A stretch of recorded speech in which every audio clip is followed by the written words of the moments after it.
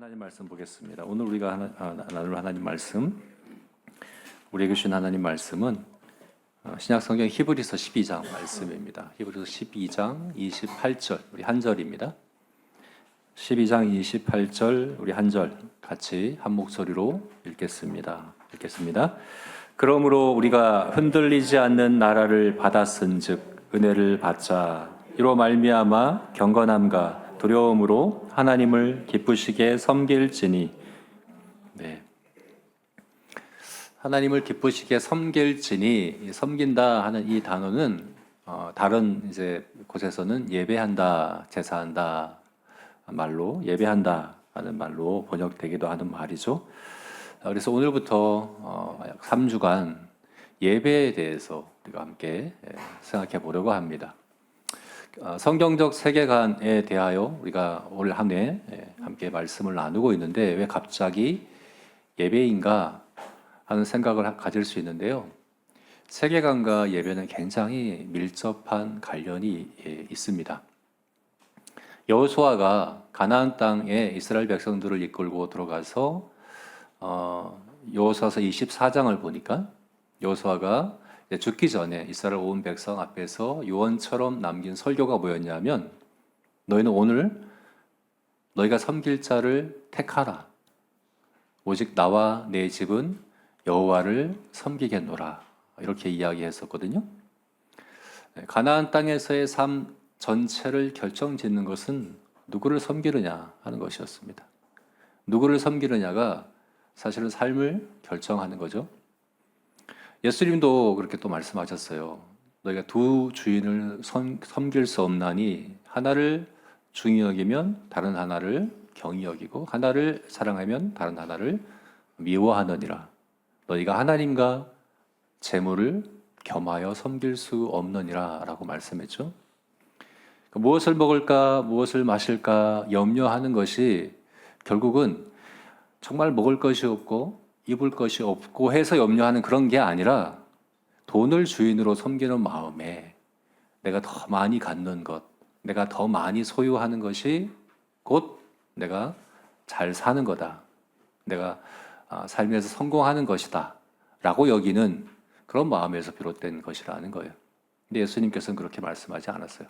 우리 인생은 무엇을 소유하느냐의 싸움이 아니라 누구를 섬기느냐의 싸움이다. 마지막 우리 하나님의 심판대 앞에 우리가 다 서게 될 텐데, 우리 삶을 다 평가받을 텐데, 하나님의 그때의 기준은 너희가 얼마나 많은 재산을 모았느냐, 너희가 얼마나 높은 지위에 올랐느냐, 얼마나 유명한 삶을 살았느냐, 그런 걸로 우리의 삶을 평가하지 않으십니다.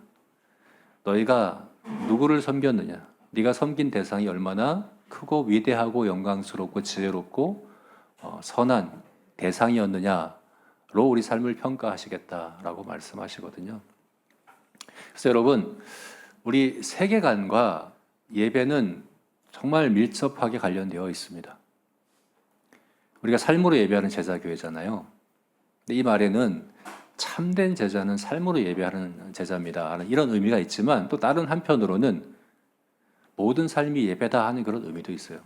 믿지 않는 사람도, 무신론자도 사실은 예배자예요. 예배의 대상이 다르겠죠, 그죠? 누구나 다 삶의 중심에 흔들리지 않는 무엇이 있어요.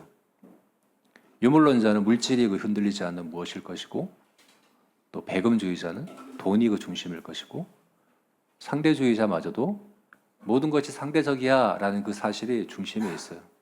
마치 태양계가 태양을 중심으로 공전하듯이 각자의 삶에는 태양의 역할을 하는 게 있습니다. 내 삶의 가치와 의미를 이야기해 주는 것, 내가 이것을 잃어버리면 죽을 것 같은 내 생명 같은 것, 내 삶의 안정감을 가져다 주는 것, 다른 모든 것이 갖춰져 있어도 이것이 없으면 염려하고 근심하고 두려워하게 되는 그것, 그 무엇인가가 다 있거든요. 그것이 바로 결국은 우리가 섬기는, 예배하는 예배의 대상이고, 결국 우리의 세계관은 그게 결정짓는 것이다 라고 얘기를 하는 거죠. 그래서 여러분, 이렇게 우리가 생각해 보면 돼요. 여러분, 성경적 세계관으로 살아가는 것은 우리가 지금 드리는 예배와 밀접하게 관련되어 있습니다. 왜 성경적 세계관으로 살아가지 못할까요, 우리가? 나는 예배를 잘 드리는데 예배 때 너무 감동이 되고 기쁘고 마음을 다해서 정성을 다해서 예배하는데 삶에서는 성경적 세계관으로 살아가지 못한다면 예배를 돌아봐야 됩니다. 혹은 나는 성경적 세계관으로 잘 살아가고 있는데 예배에 있어서는 더 온전한 예배를 드리지 못하고 있다고 한다면 그것도 잘못된 겁니다. 성경적 세계관과 예배는 분리될 수가 없습니다. 그래서 우리 총회 공과에서 이 6월 한 달 동안 예배에 대해서 다루더라고요. 예배를 주제로 잡았더라고요. 그래서 이 약 3주간 우리는 예배를 점검해 봤으면 좋겠습니다. 내가 드리는 예배, 우리가 드리는 우리 제자교회 예배를 돌아봤으면 좋겠습니다. 점검해 봅시다. 근데 어떤 기준으로 점검하느냐 할 때는 우리가 드리는 예배가 우리의 세계관을 변화시키고 있는가? 내가 드리는 이 예배로 인하여 내 성경적 세계관이 바르게 형성되어 가고 있는가를 짚어봅시다. 그래서 먼저 이렇게 한번 질문해 봤으면 좋겠어요. 내 세계관이 바뀌고 있지 않다면, 내 세계관이 바뀌지 않는다고 한다면 그릇된 예배잖아요, 그죠? 세계관이 바뀌지 않는 예배, 그 그릇된 예배란 무엇일까에 대해서 함께 먼저 생각해 봅시다. 그럴 수 있거든요, 그죠? 그리스도인이면 누구나 다 예배하잖아요. 주일마다 예배합니다. 예배 자리에 와서 예배 드립니다. 그런데 다 성경적 세계관으로 살아가는 건 아닌 것 같아요. 예배는 열심히 드리는데 삶에 있어서는 성경적인 세계관과 상관없이 살아가는 사람들이 너무 많지 않을까? 그러면 그들의 예배는 뭐가 잘못된 걸까? 그죠? 그것에 대해서 한번 생각해 봅시다. 세계관이 바뀌는 예배가 아닌 것, 세계관이 바뀌는 예배가 아닌 그릇된 예배. 첫 번째는 강렬한 체험에만 머무르는 예배입니다. 체험, 경험, 내가 느끼는 것, 감동받는 것, 새만 머무르는 예배는 세계관이 바뀌는 예배라고 볼 수가 없습니다. 저는 그렇게 자주 기도합니다. 우리 제자교회 안내 책자를 보게 되면 우리 새가족이 오시면 같이 제자교회의 비전, 꿈과 비전이라고 해서 책자를 함께 보거든요.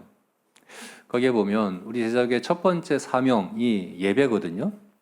그리고 그 예배에 대한 비전, 예배를 위한 기도가 결국 두 가지인데 공예배와 삶의 예배입니다. 우리 공예배가 회복되고 세워지는 것, 그리고 삶의 예배가 세워지는 것, 이 두 가지인데 공예배에 있어서의 제 기도 제목은 뭐냐면 거기 책자에 그렇게 되어 있어요.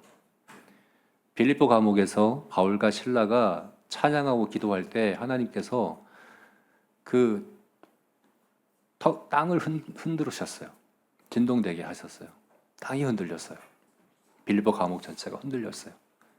그렇게 하나님의 임재를 물리적으로 나타내시기도 하시거든요. 분명히 보이시거든요. 하나님 여기 임재하셨다는 것을 나타내 보이시는 물리적인 그런 경험이 우리 제자교회 예배에 있었으면 좋겠어요. 정말 저렇게 기도해요. 이사야 선지자가 우시야 왕이 죽던 해에 성전에 나아갔을 때 성전 가득 하나님의 옷자락이 가득하고 스랍들이 하나님 주변에서 보좌 앞에서 6 날개로, 둘은 얼굴을 가리고 둘은 날개짓하고 둘은 발을 가리고 거룩하다 거룩하다 거룩하다 찬양했던 것처럼, 그게 한상이든지 아니면 물리적으로든지 모르겠지만 아무튼 그와 같은 체험이, 강렬한 체험이 우리 예배에 있었으면 좋겠습니다. 우리 제자교회 공예배에 그와 같은 일이 있었으면 좋겠습니다 라고 기도합니다. 잘못된 기도일까요? 잘못된 기도가 아닙니다. 우리 18절부터 21절 말씀 한번 읽어봅시다. 오늘 읽진 않았지만 같은 단락이거든요. 우리 바로 위에 있는 말씀인데요. 우리 18절부터 21절 제가 읽겠습니다. 제가 읽을 때 이 장면이 구약 성경 어디에 나오는 장면일까? 구약 성경의 어떤 장면을 지금 얘기하고 있는 거예요. 너희는 만질 수 있고 불이 붙는 산과 침침함과 흑암과 폭풍과 나팔 소리와 말하는 소리가 있는 곳에 이른 것이 아니라 그 소리를 듣는 자들은 더 말씀하지 아니하기를 구하였으니 이는 짐승이라도 그 산에 들어가면 돌로 침을 당하리라 하신 명령을 그들이 견디지 못함이라. 그 보이는 바가 이렇듯 무섭기로 모세도 이르되 내가 심히 두렵고 떨린다 하였느니라. 어떤 장면일까요? 구약 성경의 어떤 한 장면이거든요. 거기에 불이 붙는 산과 침침함과 흑암과 폭풍과 나팔 소리가 들리고 산이 흔들리고 바위가 흔들리는 그런 장면이 구약 성경 어딘가에 있었어요. 어딜까요? 네, 출애굽기 20장에 시내산 장면이에요. 그래서 시내산 예배라고 부르는데요. 근데 사실 구약 성경 전체에서 모델이 되는 예배가 있다면 거기입니다. 거기가 바로 구약 성경 전체 가장 온전한 예배가 거기라고 볼 수 있어요. 왜냐하면 하나님께서 이스라엘 백성들을 애굽에서 인도하여 내려고 모세를 보낼 때 그렇게 말씀하셨어요. 너는 가서 이스라엘 백성들을 데리고 와라. 너희가 이 산에서 나를 섬길 것이다. 그것이 표징이 될 거다. 이 산, 바로 시내산이거든요. 시내산에서 이스라엘 백성들이 예배하는 것이 표징이 될 거다. 라고 말씀하셨어요. 그리고 바로에게 가서 모세가 했던 말도 그거죠. 하나님께서 모세를 통해서 하신 말씀도 그거예요. 내 백성을 보내라. 그들이 나에게 제사할 거다. 나에게 예배할 수 있도록 내 백성을 보내라. 보내라. 그러니까 이스라엘 백성들을 보내는 건 예배를 위한 것이었어요. 그리고 하나님께서는 이스라엘 백성들을 애굽에서 나오게 하셔서 결국 예배하게 하셨는데 바로 그 산에서 시내산에서 예배하게 하셨어요. 거기서 온 백성이 하나님을 경외함으로 엎드려 예배한 것이 바로 출애굽기 20장에 나오는 그 예배 장면이거든요. 여러분, 이런 표징들이, 이런 체험들이 강렬한 하나님의 임재에 대한, 하나님의 크고 위대하심에 대한 그런 경험들이 우리를 예배하게 합니다. 하나님 앞에 온전하게 예배하게 합니다. 그래서 이러한 일을 우리 구하는 것은 잘못된 게 아닙니다. 저는 우리 제자교회 예배 가운데 그런 일이 있었으면 좋겠어요. 우리 가운데 하나님이 이 자리에 함께 하신다는, 하나님이 이 자리에 임재하신다는 그런 경험들이 있었으면 좋겠어요. 그래서 경외함으로 하나님 앞에 엎드리게 되는 우리가 되었으면 좋겠습니다. 근데 여러분, 거기만 머무르면 될까요? 안 될까요? 한번 생각해 보십시오. 구약 성경 전체에서 가장 온전한 예배라고 할 수 있는 시내산에서의 예배를 드린 그 이스라엘 백성들은 세계관이 바뀌었습니까? 그 예배로 인하여서 그 예배를 드린 그 이스라엘 백성들은 성경적 세계관으로 살아가는 하나님 백성이 되었습니까? 그렇지 못했죠. 바로 그 자리에서 40일 후에 어떤 일이 일어납니까? 금송아지를 만들어요. 금송아지를 만들어서 금송아지에게 절하는 일이 바로 그 자리에서 모세가 시내산에 올라가서 십계명을 받는 그 기간 동안 거기서 그런 일이 벌어졌어요. 여러분, 우리가 신비한 어떤 강렬한 체험이 우리의 생각을, 우리의 세계관을 바꾼다고 생각하면 안 돼요. 만약 그런 체험이 세계관을 바꾼다면 이스라엘 백성, 광야 이스라엘 백성들이야말로 정말 바뀌어야 되는 사람들이죠. 그들만큼 그런 기적들을 많이 경험한 사람들이 어디 있습니까? 10가지 재앙을 경험하고 나왔죠. 홍해가 갈라지는 경험을 했죠. 그뿐만이 아니에요. 매일매일 만나가 내렸어요. 매일매일 불기둥과 구름기둥이 그를 인도하는 일을 그들이 매일 경험했어요. 근데 그런 기적들도 매일 경험하면 어떻게 됩니까? 일상이 되어버리죠. 그냥 일상적인 게 되어버리는 거예요. 더 이상 놀랍지 않죠. 처음에는 좀 하나님 앞에 정말 엎드리고 놀라고 경외하고 두려워하며 하는 그런 자극이 될 수 있어요. 계기가 될 수 있어요. 그런데 결국에는 내 생각이 바뀌고 세계관이 바뀌지 않는다면 결국에는 전 똑같아지는 거죠. 그죠?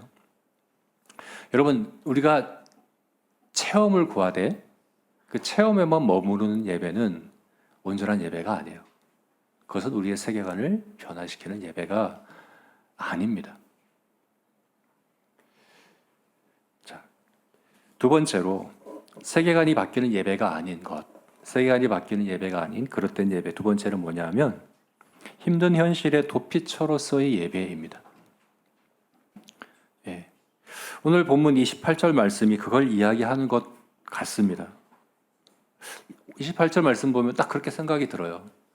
28절 다시 볼까요? 그러므로 우리가 흔들리지 않는 나라를 받았은즉, 흔들리지 않는 나라를 받았은즉, 바로 26, 27절에는 온 세상이 다 흔들린다고 말씀하고 있어요. 땅이 흔들리고 하늘도 흔들릴 것이다. 나팔, 예수님께서 재림하실 때 나팔 소리가 울릴 때 온 만물이 변화될 거예요. 온 만물이 흔들릴 거예요. 이 세상에 영원한 것은 아무것도 없어요. 모든 것이 다 흔들리고 모든 것이 다 사라질 건데, 그렇지만 우리는 흔들리지 않은 나라를 받은 사람들이다. 온 만물과 다르게 우리는 흔들리지 않는 사람들이고 흔들리지 않는 나라를 받은 사람들이다. 그러므로 어떻게 하자? 예배하자. 그래서 예배란 모든 흔들리는 이 모든 세상과의 구분이구나. 구별이구나. 세상은 다 흔들리지만 우리는 흔들리지 않는 나라를 받은 사람들이므로 예배하는 것이라면 예배하는 시간은 모든 흔들리는 세상에 힘겹고 어렵고 고민되고 걱정되고 근심되고 두렵고 한 모든 일들을 다 잊어버리고 그 모든 것들을 사흘이 잊어버리고 그냥 하나님 앞에만 집중하는 그것이 바로 예배구나.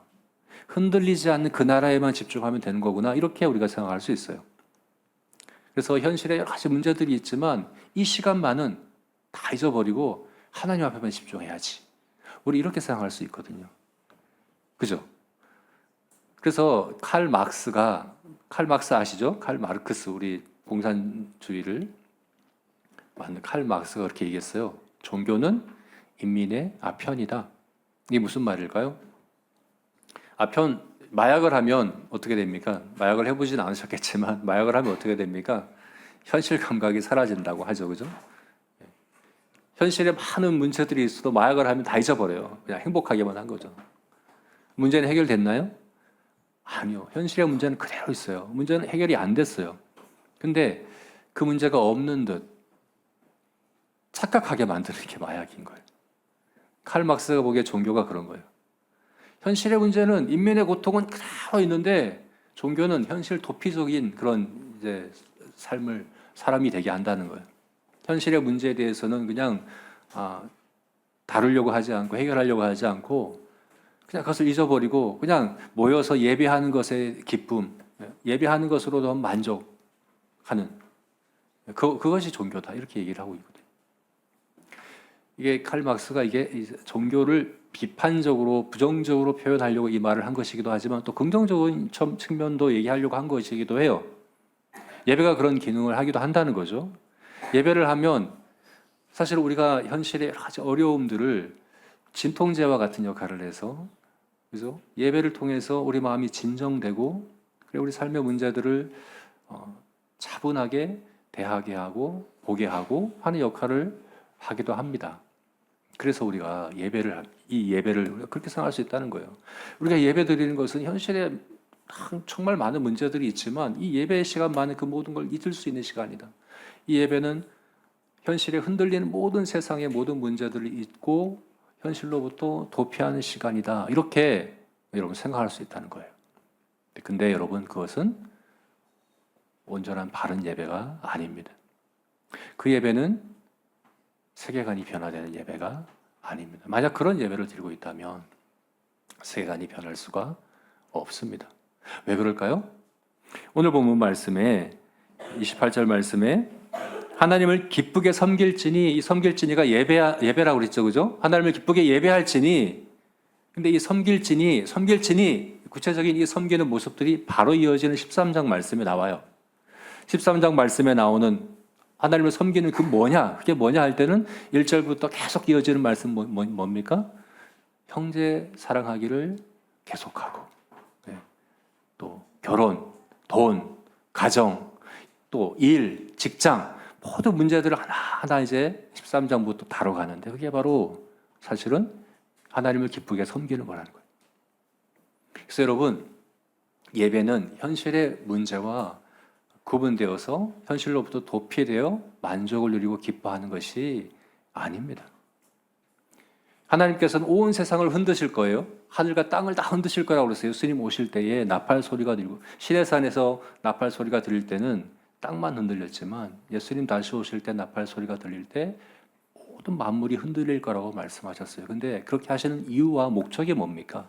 26, 27절 말씀 보게 되면 또 한 번 진동하지 아니하는 것들을 용전하기 위하여 진동한 것, 곧 만드신 것들이 변동될 것을 나타내시면, 다시 말해서 뭐냐면 진동하지 않는 것들을 보이시려고 모든 것들을 흔드신다라고 말씀하셨어요. 그게 예수님 재림하실 때 일어날 일인데, 그건 예수님 재림하실 때예요. 지금은 어떻게 우리가 예배해야 합니까? 흔들리는 이 세상 가운데에서 예배해야 하는 겁니다. 흔들리는 이 세상의 모든 문제 가운데에서 예배하는 것입니다. 그곳에서 이제 하나님을 섬겨가는 것이 바른 예배다 하는 겁니다. 그래서 여러분, 예배는 현실로부터의 도피처가 아닙니다. 우리 현실로 나아가는 힘을 얻는 곳이 예배입니다. 자, 그래서 오늘 본문이 이야기하고 있는 우리 세계관이 변화되는 예배, 참된 예배는 어떤 예배인가 할 때 이렇게 우리가 정리해 볼 수 있겠습니다. 경건함과 경외함으로. 그죠? 오늘 본문 말씀 이렇게 말씀하고 있죠? 경건함과 두려움으로라고 있는데, 두려움이 곧 경외함입니다. 경건함과 경외함으로 하나님을 기쁘게 하는 예배. 경건함과 경외함으로 하나님을 기쁘게 하는 예배. 그리고 그렇게 하기 위해서 어떻게 되어야 하냐면 은혜를 받자.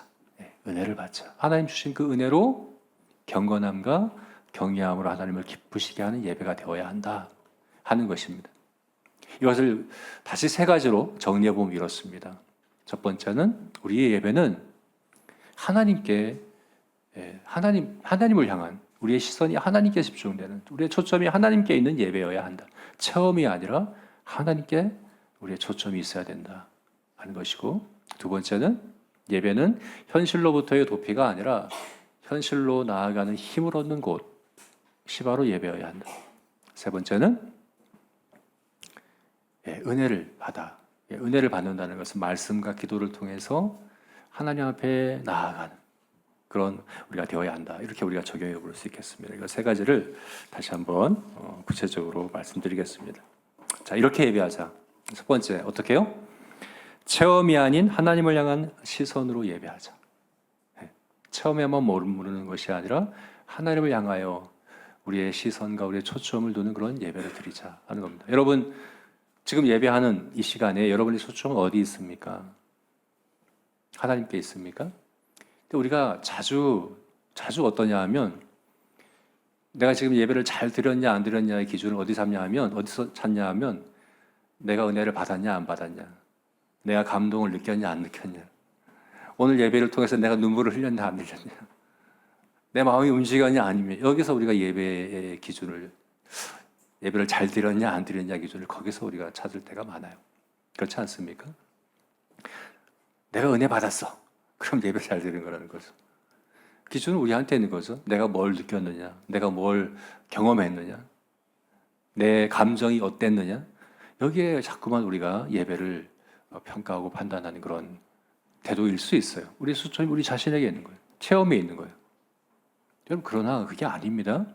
예배는 하나님을 기쁘게 하는 것이다 라고 분명히 말씀하고 있어요. 오늘 본문에서 하나님을 기쁘시게 하는 것이니, 내가 감동받지 않아도, 내가 눈물을 흘리지 않아도, 내가 어떤 감동과 어떤 감정적인 변화와 이런 것들이 없어도 하나님을 기쁘시겠다면 그게 참된 예배이고 바른 예배입니다. 거기에 우리의 초점을 둬야 하는 것입니다. 그러면 때로는 그래요. 우리가 오늘 오전 일부 예배 때는 처음에 두 분이 같이 드렸어요. 반주자와 저 예배를 드렸어요.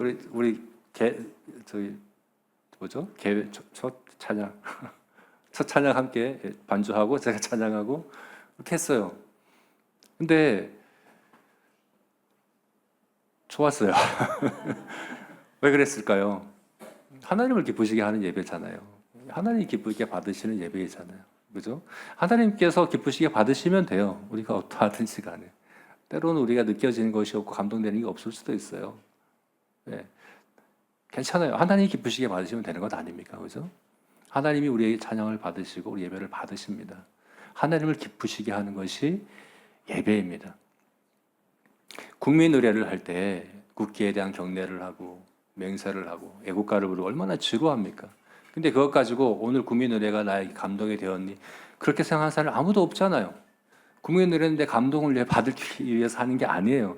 근데 왜 예배는 내 감동을 위해 있는 거라고 생각을 할까요? 내가 은혜 받아야지 좋은 예배라고 왜 그렇게 생각을 할까요? 예배는 하나님을 기쁘시게 하는 겁니다. 우리 예배가 하나님께 시선이, 우리의 초점이 맞춰진 그런 예배, 하나님을 기쁘시게 하는 데에 집중되는 그런 예배가 될 수 있기를 주님의 이름으로 축원합니다. 두 번째로 예배를 현실로 돌아가는 힘으로 삼자 하는 겁니다.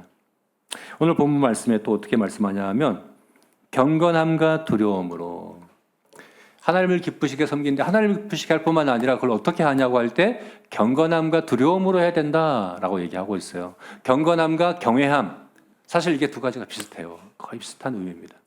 경건함과 경외함은 하나님의 크심 앞에서의 우리의 태도예요. 하나님의 크고 위대하심 앞에서의 우리의 태도가 두 가지인데 경건함과 경외함이에요. 근데 이 둘은 조금 달라요. 어떻게 다를까요? 여러분, 경건함과 경외함이 어떻게 다를까요? 하나님의 크고 위대하심, 선하심, 하나님의 탁월하심 앞에 서게 되면 두 가지로 우리가 반응하게 되죠. 경건함과 경외함. 근데 어떻게 다른가 하면 경건함이란 단어는 원래 이 문자적인 의미가 잘 붙든다 하는 그런 의미예요. 뭔가를 소중하게 쫙 붙잡는 거예요. 너무 소중하니까, 너무 귀한 거니까 조심히 잘 붙잡는 거예요. 근데 경외함은 반대예요. 내려놓는 거예요. 너무나도 크고 위대하고 장엄한 그 앞에 무아지경, 나 자신까지도 다 내려놓게 되어지는 것이 경외하며 좀 반대되는 거죠, 그죠? 경건함은 꽉 붙잡는 거예요. 너무 소중하니까 경외함은 오히려 내려놓는 거예요. 저는 근데 이게 우리의 삶의 배와 우리의 공예배의 모습인 것 같아요. 경건함은 우리의 삶에서 드러나는 하나님의 크고 위대하심 앞에서 우리의 태도입니다.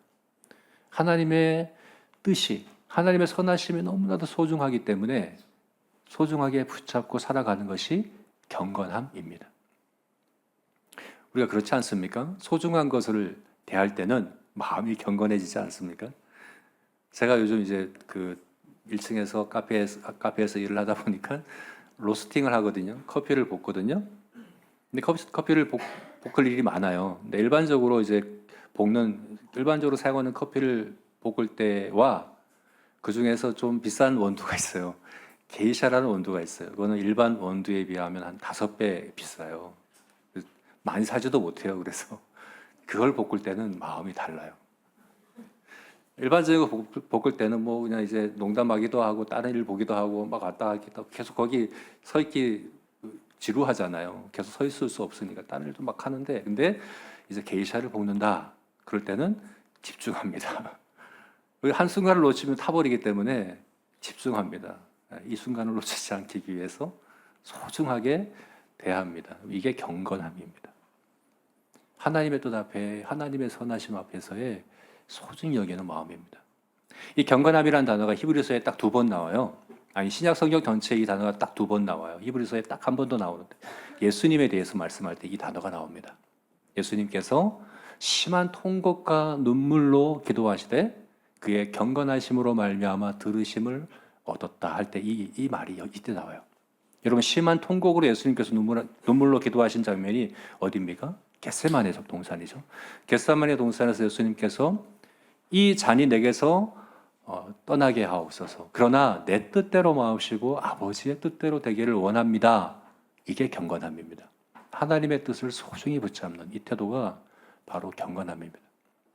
우리 일상의 삶에서, 우리 직장에서, 우리 가정에서, 우리 학교에서 또 누구를 만나든지 어떤 문제를 만나든지 하나님의 뜻을 소중히 붙잡고 살아가는 그게 바로 경건함입니다. 근데 이 경건함은 경외함과 분리될 수가 없어요. 경외함은 또 뭐라고요? 하나님의 크고 위대하심 앞에 설 때 그 앞에 엎드리게 되는 거예요. 모든 걸 내려놓게 되는 거예요. 나 자신마저도 잊어버리게 되는 거예요. 하나님께만 집중되어지는 그 마음이 바로 경외함입니다. 이것은 제가 생각할 때 우리 공예배 가운데 주로 경험하게 되는 것 같아요. 그리고 이 경외함이 경건하게 살아가게 하고 경건함이 경외함에 이르게 하는 것입니다. 이 둘은 분리될 수가 없는 겁니다. 그러므로 여러분, 우리가 드리는 이 예배가 현실의 문제를 대하는 힘을 얻는 시간으로, 현실의 삶에서 우리 실제 우리 일상의 삶에서 경건하게 살아가는 그런 힘을 얻는 시간으로 우리 이 공예배의 시간을 그렇게 함께 예배하는 그런 저와 여러분이 되시기를 주의 이름으로 축원합니다. 마지막 세 번째로는 말씀과 기도로 하나님을 만나자 하는 겁니다.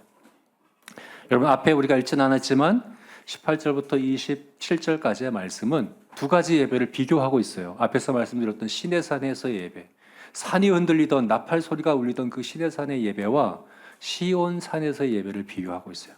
우리는 시온산의 예배, 그러니까 흔들리지 않는 나라를 받은 시온산의 예배자입니다. 그러면 시내산 예배와 시온산 예배의 차이는 뭘까요? 우리 함께 읽어볼까요? 22절부터 24절 말씀 함께 읽어봅시다. 22절부터 24절 말씀은 시온산 예배를 우리에게 얘기해주고 있거든요. 우리 같이 한번 읽겠습니다. 그러나 너희가 이룬 곳은 시온산과 살아계신 하나님의 도성인 하늘의 예루살렘과 천만 천사와 하늘에 기록된 장자들의 모임과 교회와 만민의 심판자이신 하나님과 및 온전하게 된 의인의 영들과 새 언약의 중보자이신 예수와 및 아벨의 피보다 더 나은 것을 말하는 푸린 피니라. 특히 24절 말씀에 예수와 예수께서 뿌린 피, 아벨의 피보다 나은 것을 말하는 그 뿌린 피, 이게 바로 시내산과 시온산 예배를 나누는 그런 기준입니다. 무슨 말입니까? 여러분, 아벨의 피는 어떤 피입니까? 가인이 아벨을 죽였죠. 그때 하나님께서 아벨의 피가 땅에서부터 나에게 부르짖는다라고 말씀하셨거든요. 그 피는 무슨 피입니까? 공의를 부르짖고 정의를 구하는 그런 피죠, 그죠? 심판을 구하는 피죠. 근데 우리는 그 피가 아니라 예수 그리스도의 피. 예수 그리스도의 피는 어떤 피입니까? 용서와 제사함과 용납함을 호소하는 피입니다. 그 피를 받은 자들이 우리들입니다. 그래서 시내산 백성들은 모세에게 하나님께서 우리에게 말씀하지 못하게 우리가 하나님의 말씀을 직접 듣는 것이 아니라 당신이 하나님 말씀을 듣고 우리에게 전해 주십시오. 하나님께 나아갈 수가 없었어요. 하나님께 나아가지 못하는 것이 시내산 예배였다면 시온산 예배는 어떻습니까? 그 은혜의 보좌에 담대히 나아가는 것입니다. 우리는 하나님께 나아가는 자들입니다. 그래서 은혜를 받아야 합니다. 이 은혜는 어떤 은혜입니까? 성령께서 말씀과 기도를 통하여 하나님 앞으로 그 은혜의 보좌 앞으로 나아가게 하는 그런 은혜를 이야기하는 겁니다. 그러면 여러분, 저와 여러분이 일상에서 말씀과 기도로 하나님 앞에 나아가는 그런 삶이 되기를, 그리고 우리가 드린 이 공예배에서도 이 말씀과 기도를 통하여 다른 것이 아니라 하나님의 은혜의 보좌 앞에 나아가 하나님을 만나게 되는 그런 은혜가 있는 그런 우리의 예배가 될 수 있기를 주님의 이름으로 축원합니다. 아멘. 말씀을 맺겠습니다. 네, 우리 어떻게 예배해야 합니까? 이렇게 정의해 볼 수 있겠죠? 정리해 본다면 경건함과 경외함으로 하나님을 기쁘시게 하는 그런 예배, 하나님의 주신 은혜를 받아서 하나님을 그렇게 기쁘게 해드리는 그런 예배, 함께 모여드리는 공예배에서는 경외함으로, 나아가서 일상의 삶에서는 경건함으로 하나님을 기쁘시게 해드리는, 그래서 우리의 세계관이 성경적 세계관으로 점점 변화되어져 가는, 그래서 우리의 예배도 더 온전해져 가는 그런 우리 제자교회 모든 성도님들이 될 수 있기를, 저 여러분이 될 수 있기를 주의 이름으로 축원합니다. 우리 같이 기도하시겠습니다.